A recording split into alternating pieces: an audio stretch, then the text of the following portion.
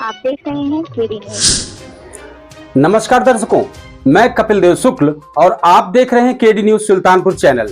ये खबर आप संस्थान के सहयोगी चैनल अवधि तक पर भी देख सकते हैं। आइए चलते हैं खबर पर। आज हम है तो खबर उत्तर प्रदेश की, लेकिन ये पूरे देश की निगाहें बनी हुई है। मामला है मिल्कीपुर विधानसभा के उपचुनाव का। उत्तर प्रदेश की मिल्कीपुर विधानसभा सीट पर उपचुनाव की घोषणा हो चुकी है। इस चुनाव में सभी पार्टियां जातीय समीकरण साधने की कोशिश में लगी हैं। तो आइए चलते हैं मिल्कीपुर का जातीय समीकरण क्या है। मिल्कीपुर सीट पर उपचुनाव की घोषणा हो चुकी है। चुनाव आयोग ने फरवरी को मिल्कीपुर में उपचुनाव कराने का ऐलान कर दिया है। वहीं 8 फरवरी को इसके नतीजे जारी किए जाएंगे। लोकसभा चुनाव के बाद से यह सीट लगातार सुर्खियों में बनी हुई है। फैजाबाद से सपा सांसद अवधेश सिंह इस सीट से विधायक थे। लोकसभा चुनाव जीतने के बाद उन्होंने विधायक पद से इस्तीफा दे दिया और अब सपा ने अवधेश प्रसाद के बेटे अजीत प्रसाद को मिल्कीपुर से चुनावी मैदान में उतार दिया है। वहीं बीजेपी ने चंद्रभान पासवान को टिकट देकर माहौल को रोचक बना दिया है। हम इन सभी बिंदुओं पर व्यापक चर्चा करेंगे। मिल्कीपुर के इस उपचुनाव में जातीय समीकरणों की अहम भूमिका रहने वाली है। बता दें कि मिल्कीपुर में कुल 3,40,820 मतदाता हैं। इनमें से 60,000 ब्राह्मण, 55,000 यादव, 55,000 पासी, 50,000 दलित, 30,000 मुस्लिम और 25,000 राजपूत हैं। समाजवादी पार्टी ने मिल्कीपुर सीट पर अयोध्या के अपने सांसद अवधेश प्रसाद के बेटे अजीत प्रसाद को अपना उम्मीदवार बनाया है। कांग्रेस ने सपा प्रत्याशी को समर्थन देने का फैसला किया है। वहीं मायावती के नेतृत्व वाली बहुजन समाज पार्टी ने उपचुनाव नहीं लड़ने का फैसला किया है। भारतीय जनता पार्टी ने अयोध्या की मिल्कीपुर विधानसभा सीट पर होने वाले उपचुनाव के लिए चंद्रभान पासवान को अपना उम्मीदवार बनाया है।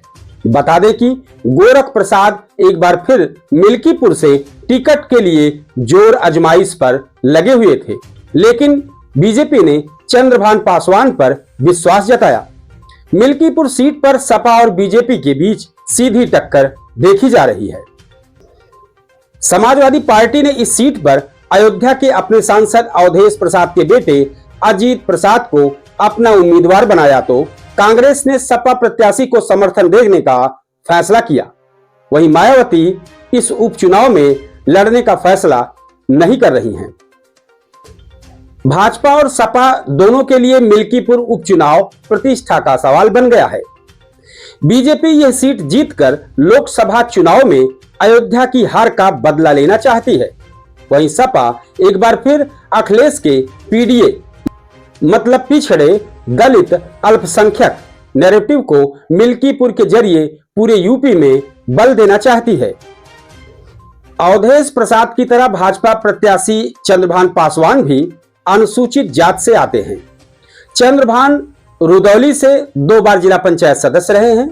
अभी इनकी पत्नी जिला पंचायत सदस्य हैं। मिल्कीपुर उपचुनाव के लिए 17 जनवरी से नामांकन भरना शुरू किया जाएगा। 5 फरवरी को यहां मतदान होगा और 8 फरवरी को नतीजे घोषित होंगे। चंद्रभान पासवान का पूरा परिवार साड़ी के बिजनेस में सक्रिय है। वो रुदौली में भी साड़ी का कारोबार करते हैं। वो पिछले 2 वर्षों से मिल्कीपुर विधानसभा सीट पर सक्रिय थे। मिल्कीपुर विधानसभा सीट पर कुल मतदाताओं की संख्या 3,58,000 है। यहां सबसे अधिक अनुसूचित जात और फिर पिछड़े वर्ग के वोटर हैं। मिल्कीपुर में अनुसूचित जाति वर्ग में पासी समाज और ओबीसी वर्ग में यादव सबसे प्रभावी हैं। इस सीट पर जो पार्टी जातीय समीकरण साध लेगी उसे लाभ मिलेगा। सपा के अवधेश प्रसाद 2022 के विधानसभा चुनाव में मिल्कीपुर से जीते थे। 2024 के लोकसभा चुनाव में अयोध्या सीट जीतकर सांसद बनने के बाद उन्हें विधायकी से इस्तीफा देना पड़ा था। इसी कारण से यहां उपचुनाव की नौबत आई। आइए मिल्कीपुर सीट का जातीय समीकरण समझते हैं। सपा के पीडीए समीकरण के काट के तौर पर बीजेपी ने भी मिल्कीपुर से दलित समुदाय का उम्मीदवार उतार दिया है। यहां ओबीसी और दलित वोट बैंक के साथ ही मुस्लिम भी प्रभावी भूमिका में है। समाजवादी पार्टी को फौरी तौर पर इसी पीडीए समीकरण का लाभ मिलता है। मिल्कीपुर सीट पर करीब 1,25,000 दलित मतदाता हैं, जिनमें पासी बिरादरी के वोटर की संख्या 55,000 है। इसके अलावा 30,000 मुस्लिम और 55,000 यादव हैं। मिल्कीपुर के सवर्ण जातियों में ब्राह्मण मतदाता 60,000 के करीब हैं और इनमें क्षत्रियों और वैश्य मतदाताओं की संख्या क्रमशः 25,000 और 20,000 है। अन्य जातियों में कोरी 20,000 हैं, चौरसिया 18,000, साथ ही पाल और मौर्य बिरादरी के भी मतदाता हैं। बीजेपी ने 2022 के विधानसभा चुनाव में गोरखनाथ को यहां से उतारा था। राम मंदिर के उद्घाटन के ठीक बाद हुए लोकसभा चुनाव में अयोध्या से सपा नेता अवधेश प्रसाद की जीत ने भाजपा को बड़ा झटका दिया था। यही कारण है कि सपा ने अवधेश प्रसाद को पीडीए के आइकन के तौर पर पेश करने की पूरी कोशिश की।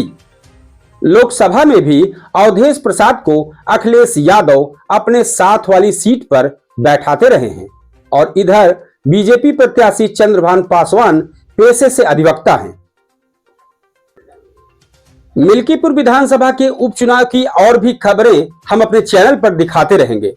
अगर खबर पसंद आई हो तो कमेंट बॉक्स में जय हिंद लिखकर शेयर जरूर करें। अगली खबर में फिर मिलते हैं, तब तक के लिए जय हिंद।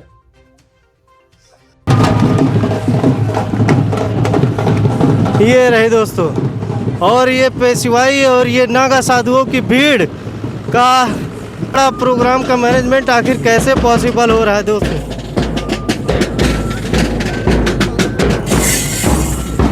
इसमें प्रशासन का बहुत ही बढ़िया सहयोग है दोस्तों, और आम जनता का भी बहुत बढ़िया सहयोग है।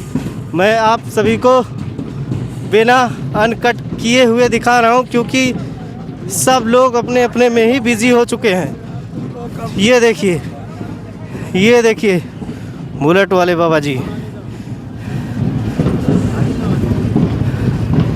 ये देखिए दोस्तों।